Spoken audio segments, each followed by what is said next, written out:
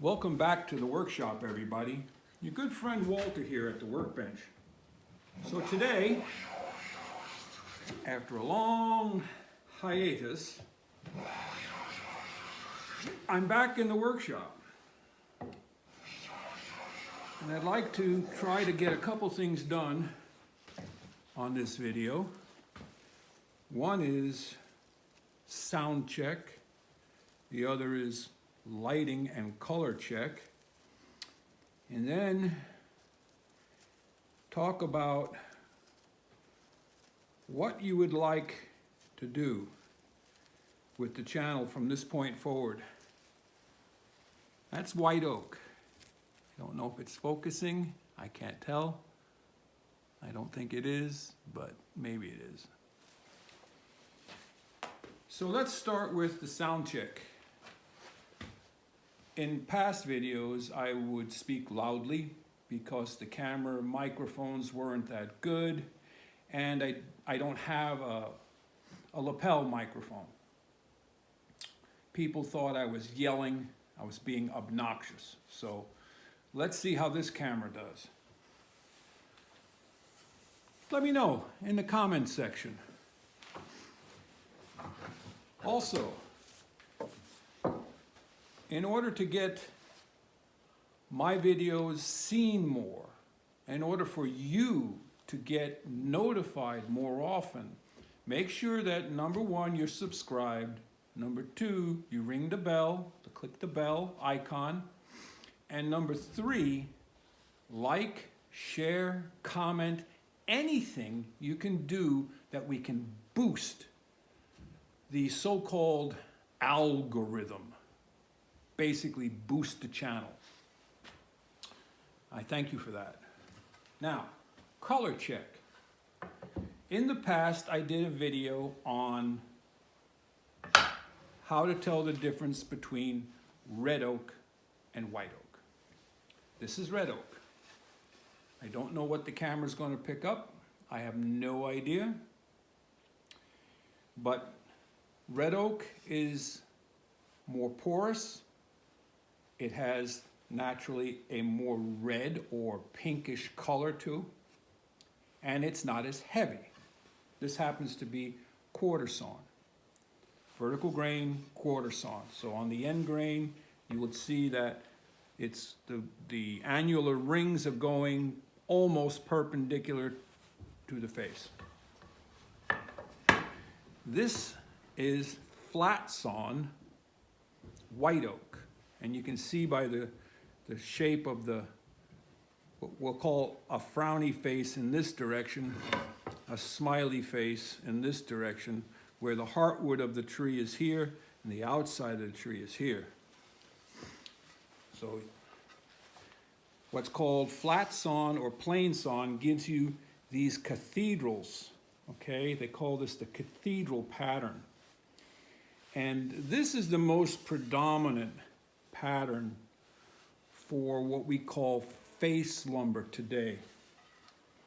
It yields the most amount of wood from a log, and it's quick and easy to do. Quarter sawing gives you the ray fleck pattern, which is absolutely gorgeous, but it's more wasteful, it's more difficult to do, it's more expensive. So, for the visual or color check portion of the video, let me know if you can see the difference between the red oak and the white oak. If you have any questions on red oak or white oak, put them in the comments section. Just ask me, I'll get to them in another video. So, that brings me on to another topic, and that is, where do we go from here? Because by myself, obviously, for the last 3 years, by myself, the channel is nothing. I didn't do much the last 2 to 3 years for many reasons, some of which we will never talk about, some of which was motivation, So I got a surprise from YouTube earlier this year when they stopped paying me even the fractions of a penny per video. I never made much money off of YouTube.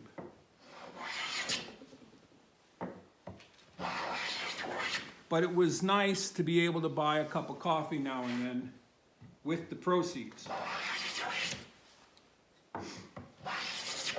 So what had happened was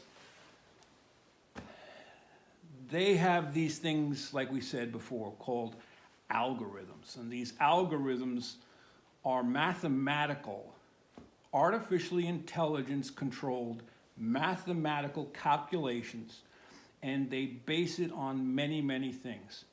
One of which is subscribers. Second of which is views, how many times a video is seen. Third is interactions, thumbs up, thumbs down, comments, shares, and so forth. But then there's another one which I don't feel is fair, and forgive the heat just kicked on. We're in winter now.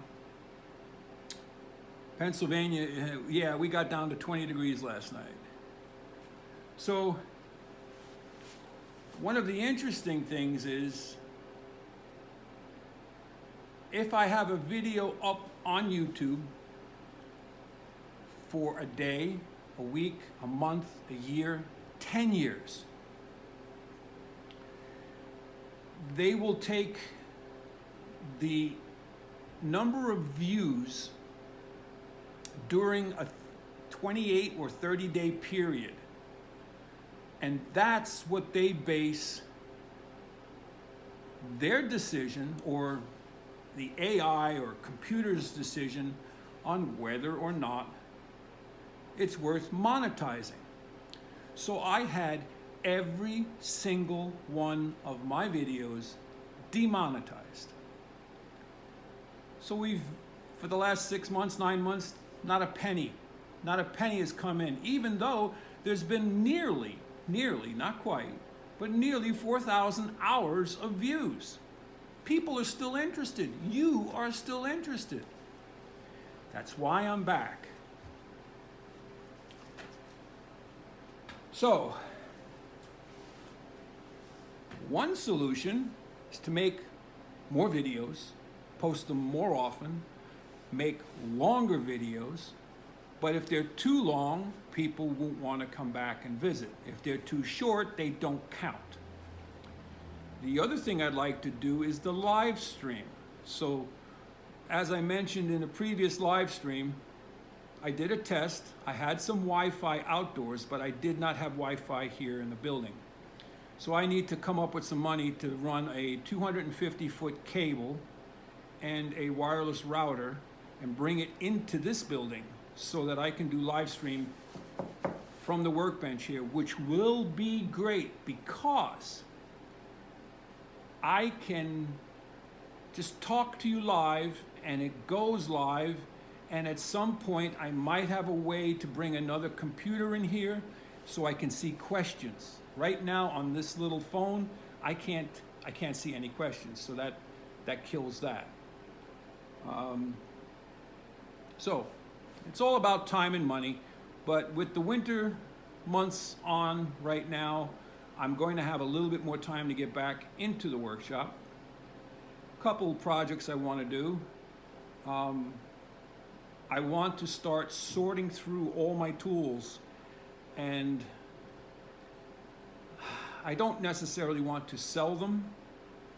I would like to give them away, but that's going to be an expensive process unless there's a way we can come up with a way to donate money into a pot for a tool that's going to be auctioned off.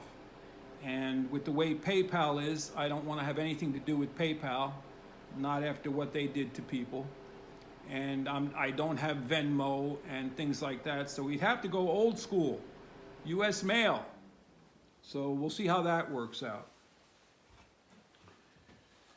A couple of things about the channel too might change, is we might be doing some things other than woodworking. Like for instance, I love to bake. So I thought, why don't we do something goofy? Why don't we first make a pastry board, put the pastry board out here in the workshop, put a little toaster oven out here, and why don't we make bread in the workshop? The other thing I like is coffee. And I have a couple tips on how to get a good cup of coffee and how not to spend a lot of money doing it.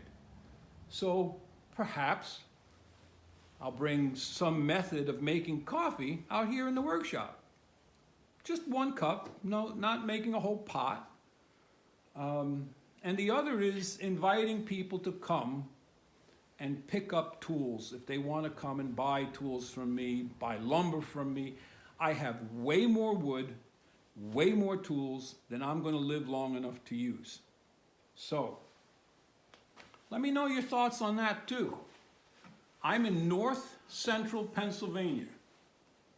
So if you're nearby, let me know.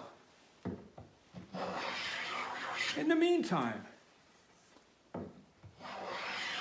see, here's another difference about red oak and white oak.